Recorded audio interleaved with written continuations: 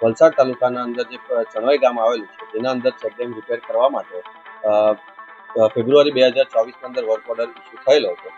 એ કામગીરી એજન્સીએ જૂન મહિના પહેલા પૂરી કરેલી હતી વરસાદ પહેલા. પછી વરસાદ આવી ગયો હતો અને હાલ ત્યાં ચેકડેમના અંદર રિપેરિંગ જોવા મળેલ છે.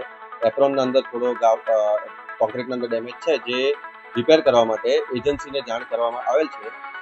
વધુમાં એજન્સીને 3 વર્ષ માટે ચેકડેમ ડિફેક્ટ લાયબિલિટીમાં આવે છે, એટલે કંઈ પણ નુકસાન થાય એજન્સીએ પોતાના ખર્ચે કરવાનું થાય છે.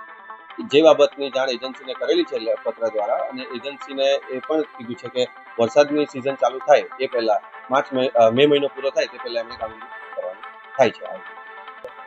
એજન્સી સામે એજન્સી જો કામ કરવામાં નિષ્ફળ જાય તો એજન્સીને બ્લેકલિસ્ટ કરવા સુધીની પ્રક્રિયા ડિપાર્ટમેન્ટ દ્વારા કરવામાં આવે છે. એજન્સી જો બ્લેકલિસ્ટ થાય તો એજન્સી બીજા કશે ટેન્ડર ભરી નહીં શકે.